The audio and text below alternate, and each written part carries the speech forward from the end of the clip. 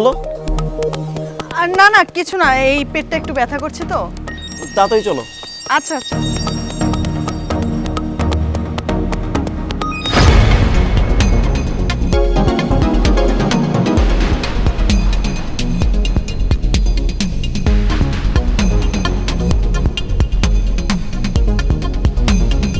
কি হলো, চলো। হ্যাঁ হ্যাঁ চলো, পেটটা একটু ব্যথা করছে তো তাই।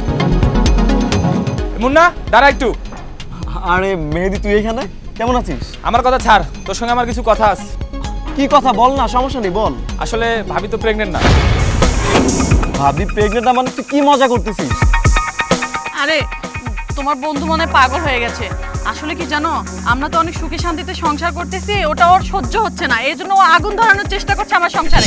আর এছাড়া তোর কি মাথা খারাপ? তুই দেখতেছিস তোর ভাবির পেটে বাচ্চা, কেমন মজাগুলো বলতো? এরকম ফাইজলামি করিস না, যা তুই এখান থেকে যা। আমি সত্যি বলছি, আসলে ভাবি প্রেগনেন্ট না। ও যে প্রেগনেন্ট সেটার প্রমাণ তো সামনেই দেখতে পাচ্ছিস, আবার কি কথা বলতেছিস? তুই যা এখান থেকে যা। আমার কাছে প্রমাণ আছে, চাইলে আমি প্রমাণ দেখাইতে পারি। কিসের প্রমাণ টমান? চলো তো এখান থেকে চলো। আরে দাঁড়াও না, তো ঘাবড়ানোর কি আছে? আমি তো জানি তুমি প্রেগনেন্ট, ও আর কি প্রমাণ দেখাবে?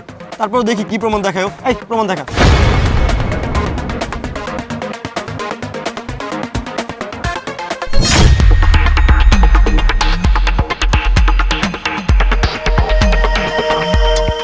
আঞ্জুমান, আমি এগুলো কি দেখতেছি? তুমি আসলে প্রেগনেন্ট না? তাহলে নাটকটা করার কি দরকার ছিল? আমাকে আশা দেওয়ার কি দরকার ছিল যে আমি বাবা হতে যাচ্ছি? কি আজে বাজে কথা বলছো? আমি এসব মিথ্যা কথা তোমাকে বলতে যাব কেন? আমি কি বলছি না, ভিডিওতে সব কিছু আছে যে ওই পাগলটা তোমার বেলুনটা ফাটিয়ে দেয়, আর তখন তুমি আমাকে বলো যে পেটে ব্যথা করতেছে। এই মিথ্যা কথা বলার কি দরকার ছিল? আত্মীয় স্বজন থেকে শুরু করে বাবা মা সবাই জানে যে আমি বাবা হতে যাচ্ছি, আর সেখানে গিয়ে তুমি সামান্য বেলুন দিয়ে আমার সাথে নাটক করতেছো। কিন্তু কেন বলো আমাকে?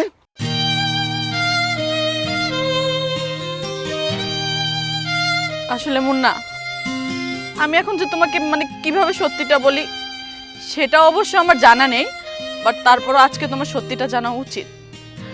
একটা কথা কি জানো, এই সমাজে একটা নারীর একটা বাচ্চা কাচ্চা ছাড়া কিন্তু কোনো দাম নেই। কারণ এই সমাজে যখন একটা মেয়ে বিয়ের পর একটা সন্তানাদি হয় না, ওই মেয়ের যে কি যন্ত্রণা একমাত্র ওই মেয়েটাই বুঝে। কারণ এই সমাজের মানুষ তাকে প্রত্যেকটা পদক্ষেপে ছোট করে। মনে পড়ে সেদিনের কথা, যেদিন আমরা প্রথম ডাক্তারের কাছে গিয়েছিলাম। ডাক্তার তো আমাকে সেদিনই বলে দিয়েছিল আমি কোনোদিনও মা হতে পারবো না।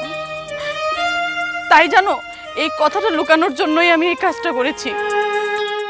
আর একটা কথা, আমরা কতই না চেষ্টা করেছি একটা বাচ্চার জন্য, কত ডাক্তারের কাছে কত কবিরাজের কাছে গিয়েছি, কিন্তু আমার অক্ষমতা থাকার কারণে আমি আজ পর্যন্ত তোমাকে একটা সন্তান দিতে পারলাম না। আর তাছাড়া আমি তো তোমাকে অনেক ভালোবাসি বলো। আমার ভিতরে দিন দিন অনেক বড় একটা ভয় কাজ করতেছিল। ভাবছিলাম যে এতদিনের ভিতরে যদি আমি তোমাকে একটা বাচ্চা কাচ্চা না দিতে পারি তাহলে হয়তো তুমি আমাকে ছেড়ে চলে যাবে।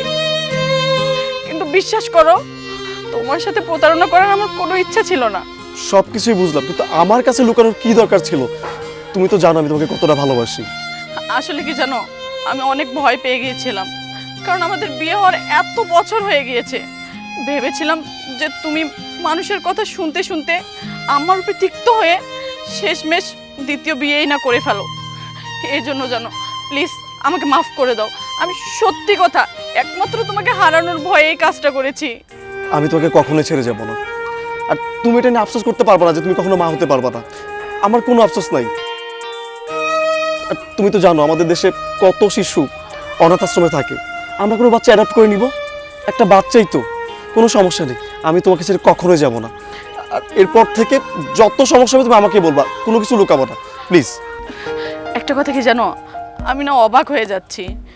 এখনকার যুগে এত ভালো একটা হাজবেন্ড পাওয়া যায় এটা তো ভাবনার বাইরে। আর হয়তো আমি কখনো কোনো ভালো কাজ করেছিলাম, সেই ভালো কাজের ফল হিসেবে আল্লাহ তাআলা তোমার মতন একটা হাজবেন্ড দিয়েছে আমাকে। আচ্ছা, এত কথা বাদ দাও, চল আমরা যাই। বন্ধু, আমরা যাচ্ছি। আচ্ছা।